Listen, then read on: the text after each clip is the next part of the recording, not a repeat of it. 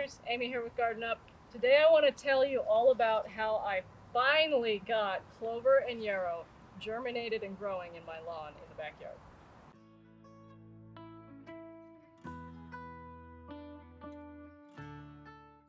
So this spot was lawn a couple weeks ago, but the dog has decided this is his favorite place to lay. And it is now a big dirt patch, which I wouldn't care so much about except for it's right next to the gate and this is a walkway, so this is now like a tripping hazard. But he likes to lay here and like watch people walk down the street and stuff, so we're gonna have to like repair this lawn and then figure out a way to keep him off of it. You are such a goof. And then this hole here, I had tried to plant that Costco tree, but it didn't survive, and so I've just been filling it back in whenever there's lawn clippings and pine needles and all kinds of stuff, and I'll cover it with dirt and then we'll overseed it. I'm planning on overseeding this part of the lawn with clover and yarrow. It might be clover or yarrow. I haven't really made my final decision on that yet, but I do want a drought-tolerant something up in this lawn. And it has to be something that's tough and will withstand traffic from the gate and from the dog. And so that's why I'm thinking definitely yarrow. It's the clover that I'm not sure of. So the other problem I have with this part of my yard is right here I have a big fairy ring, which a fairy ring is usually caused by mycelial growth under the soil. And what that is it's a fungus, so it will produce mushrooms, but it's growing on something. And the mycelium is like the mushroom version of a root, kind of, okay? That's the easy way to describe it. Is whatever it's growing on, whether it be an old log or buried debris. Often you'll see fairy rings in new construction houses about 5 to 10 years after they're built, because the builders will take the extra wood from the construction and bury it, because that's cheaper than taking it to the dump. But then 5 to 10 years later, the new homeowners get these big fairy rings everywhere and they have no idea why. That's why. So what I have going on here, I have no idea what's causing it, but there's a circle where grass will not stay green. It dries out so fast, doesn't matter how much water I put on it. So I just stopped bothering. There's a few things I might try. One, I'm going to try yarrow and clover here again and see if I can get them to germinate and grow. If that doesn't work, I might, you can try dish soap. That sometimes breaks up the mycelial growth enough to let water through and get to the roots of the plant. So I've had good luck with that in the past. Or I might just take the whole area out, put in a nice big wide planting bed here. I don't know. There are plants that'll grow through it. It's just keeping grass green is almost impossible in a fairy ring situation. So there's a few things I might try there, but by this summer I'm pretty much just hoping that the yarrow takes hold, because that would be the easiest solution. So the steps I took to complete this project were, first I mowed the lawn as low as my lawnmower would go, which is about 1 inch. Then I removed the thatch. I used a steelhead rake, and that was only because this was a really small area and I had just dethatched it last fall, so there really shouldn't be enough to justify renting a dethatcher. I had also aerated it recently as well, so I skipped that step for this project because there were still holes in the ground. Next, I put the seed down, and I did this on May 7th.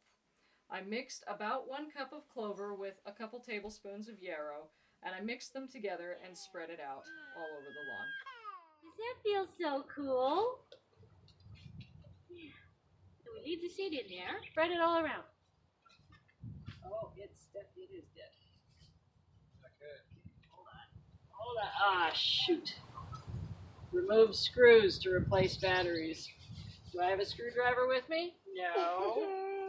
I'm not a big fan of this broadcast spreader. The battery dies very quickly. It's really hard on my wrists to actually put the seed where it's needed, and it does tend to overspray a lot, so I'm not a big fan. I would be faster with my hands, to be perfectly honest. In this case, the battery had died right after I put the seed in it. The third step is I took a spring rake and I flipped it upside down and raked over the lawn. And what this did was any clover and yarrow seed that was sitting on top of the leaf blades of the grass would get knocked down off of the grass and have better contact with the soil. This improves germination and survival rate. We also set up a temporary fence to keep the dog out of this area so that the new Clover and Yarrow could get established before he started digging holes again. If you have pets, I highly recommend only doing part of your yard at a time. This way you can fence off an area, get the new lawn established, and then you can open up that area and work on the next section, so that you're not blocking off the entire yard to the poor animal that just wants to go potty. Then I watered, and this is where I have always gone wrong in the past, because without having an automatic timer, I would be relying on my own memory to turn on the water and then turn off the water multiple times a day for just short periods. I never remembered to do that, and I'm even worse about remembering to turn it off. So this is much better for me to have a timer that does it for me. It's automatic, and it turned on as I had programmed it, which was 4 times a day for about 10 minutes. I set it to water for 10 minutes at about 6 a.m., 10 a.m., 2 p.m., and right around 5 p.m. It's 6 in the morning. I didn't have to think about it. The sprinkler turned on.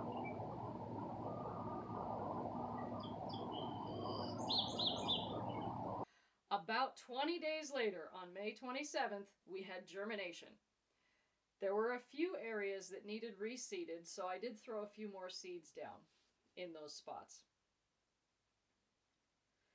From June 9th through June 17th, I noticed true leaves beginning to grow on the seedlings, and I also noticed some larger plants growing that I'm pretty sure were last year's plants coming back, so that's why you see 2 ages in these photos.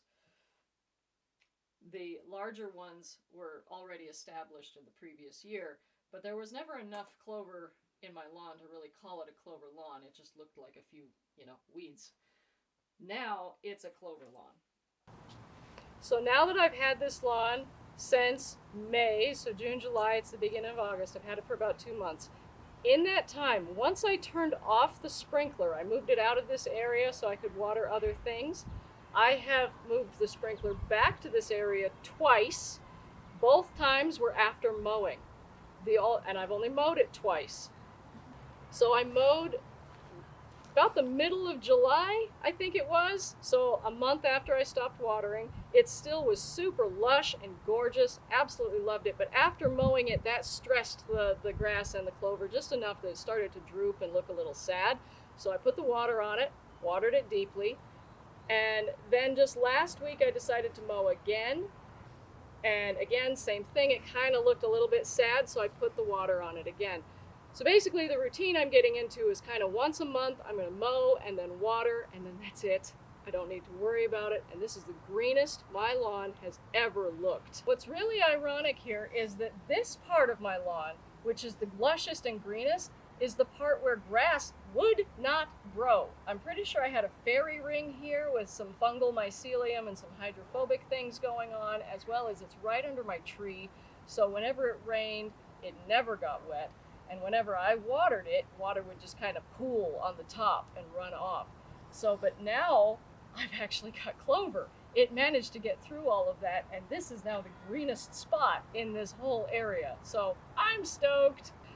So thanks for watching this video, everybody. If you liked it and learned something new, make sure to tell me by hitting the like button. If you have any questions, leave them in the comments down below.